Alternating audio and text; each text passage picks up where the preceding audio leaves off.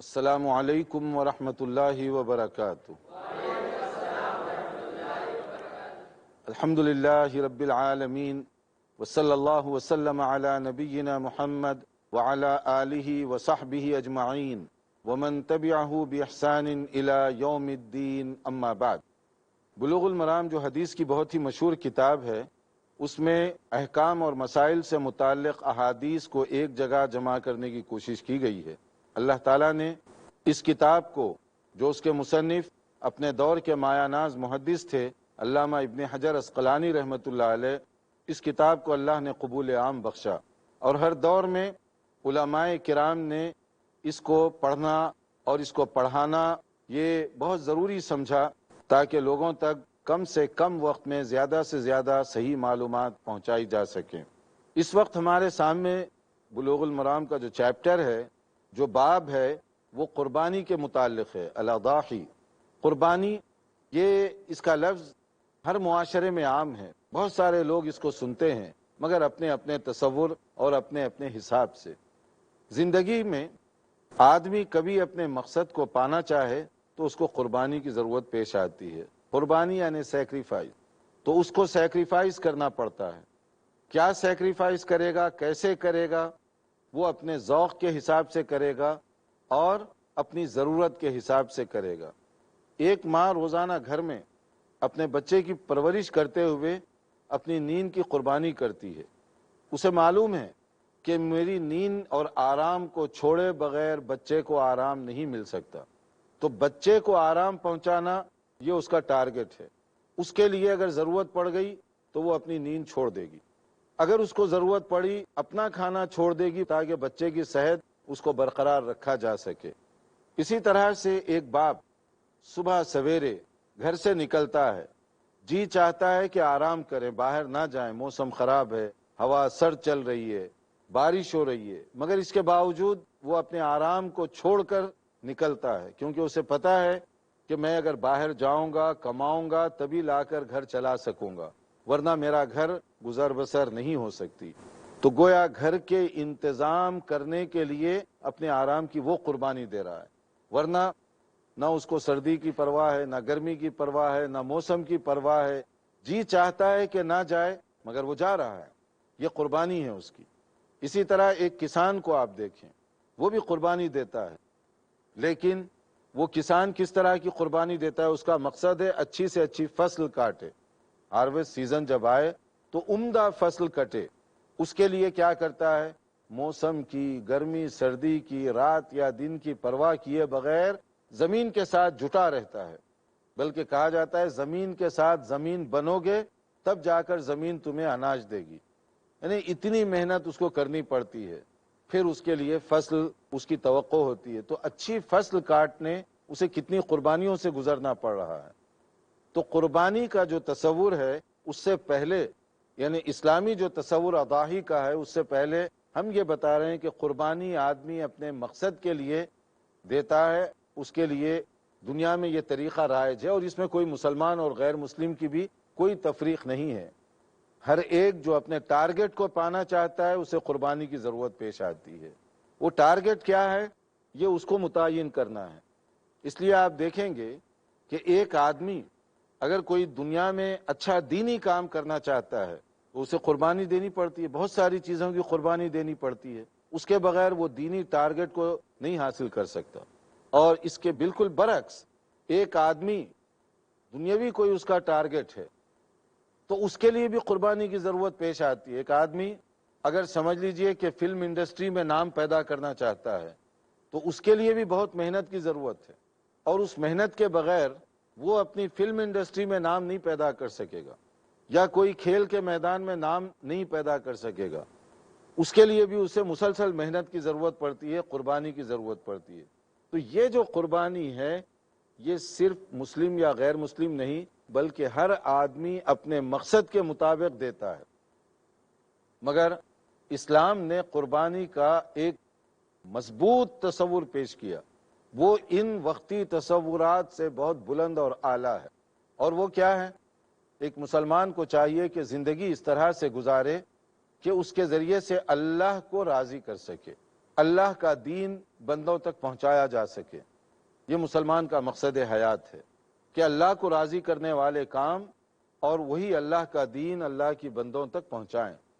اب اس کے لیے اس کو جو قربانی دینی پڑ رہی ہے وہ دین کے لیے، اپنے ایمان اور اپنے عقیدے کی حفاظت کے لیے، تو یہ جو قربانی ہے یہ دنیا اور آخرت دونوں جگہ مبارک ثابت ہوگی، کیونکہ دوسرے جو شعبوں کے کام کرنے والے ہیں وہ قربانی دے رہے ہیں، مگر کوئی شیطان کو خوش کرنے کے لیے، کوئی اپنے دیگر مقاصد کے لیے دے رہا ہے، آخرت میں ان کا اس کو نقصان ہوگا، فائدہ نہیں ہوگا۔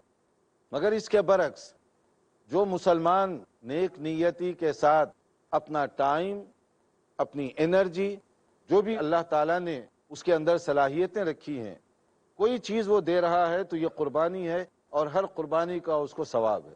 اسی لیے مومن کی جو زندگی ہے عبادت، اور عبادت مخصوص معنوں میں صرف نماز نہیں بلکہ پوری زندگی، اگر میں حلال روزی کمانے کے لیے جا رہا ہوں تو یہ عبادت ہے میرے لیے، کما رہا ہوں، ویجز ہیں، تنخواہ میری مقرر ہے، مگر اس کے باوجود عبادت کا ثواب بھی مجھے ملتا جا رہا ہے، کیونکہ میں حرام ذریعے کو بند کر دیا، حلال کما رہا ہوں، تو یہ ایک عبادت ہے۔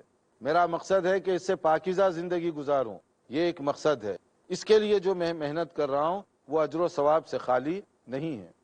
اسی طرح میں گھر میں بیٹھا ہوا ہوں، ایک میری ذمہ داری ہے، لیکن اگر بحیثیت مسلمان یہ سمجھ کر کہ یہ سنت ہے کہ میں اپنے بیوی بچوں کے ساتھ بیٹھوں، ان کے ساتھ بات چیت کروں، اور ان کے ساتھ جو ان کے معاملات ہیں اس کو حل کرنے کی کوشش کروں، تو یہ میرا بیٹھنا باعث ثواب بن جائے گا، ورنہ ویسے ہی میں بیٹھوں گا مگر ثواب نہیں ملے گا۔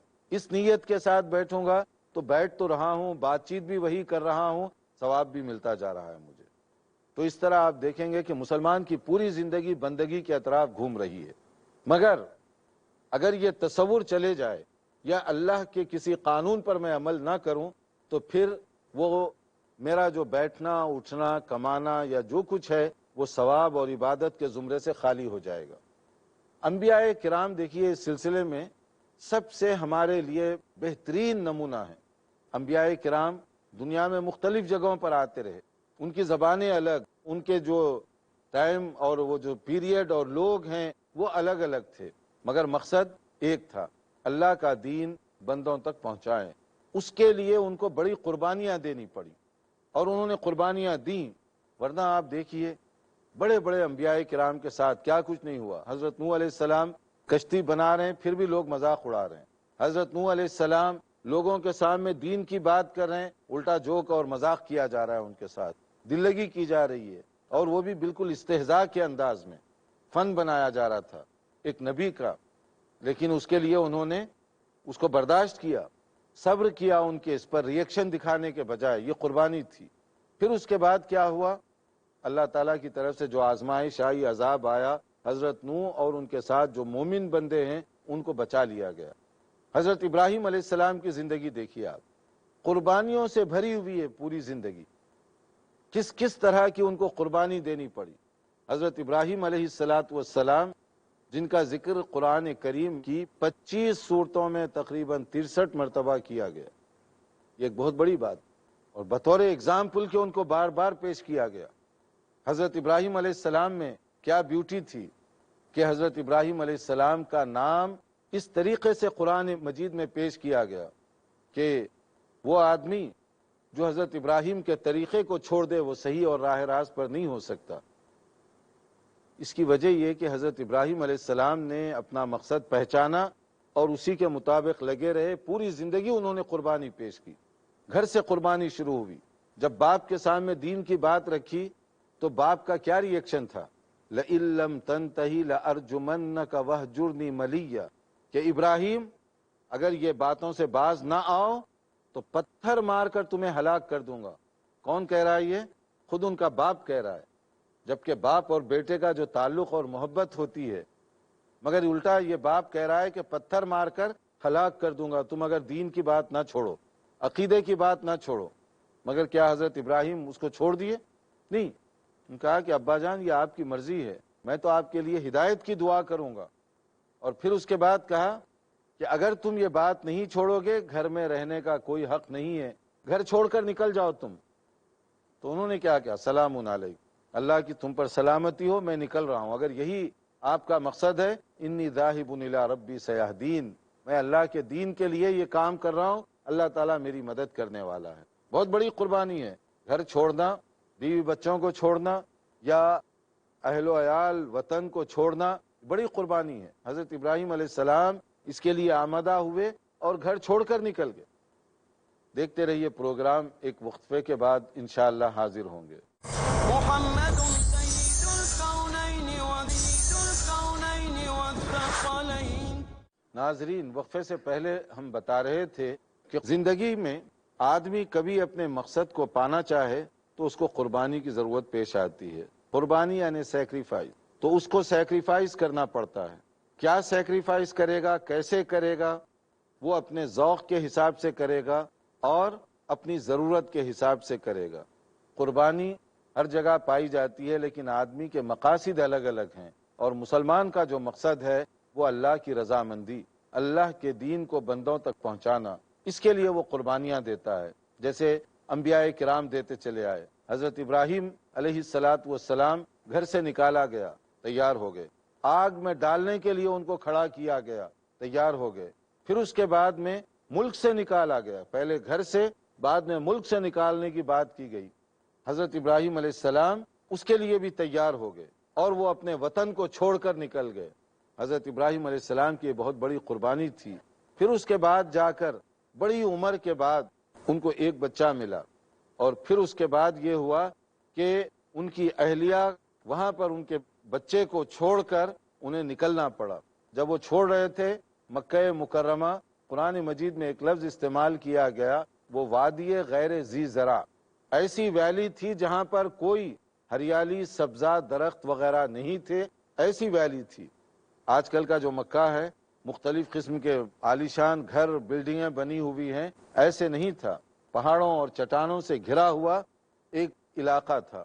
حضرت ابراہیم علیہ السلام وہاں اپنی بیوی اور بڑی آرزوؤں، دعاؤں اور تمناؤں کے بعد جو بچہ ان کو ملا تھا، اس کو چھوڑتے ہوئے، یہ نہیں کہ ان کے دل میں کوئی پتھر کا ٹکڑا تھا سینے میں، بلکہ ان کے اندر وہی گوشت کا ٹکڑا تھا، وہی احساسات، وہی جذبات تھے جو عام آدمیوں کے ہو سکتے ہیں، مگر اللہ کے حکم کی بالادستی، اللہ کی رضا کی خاطر انہوں نے اس کو قبول کیا۔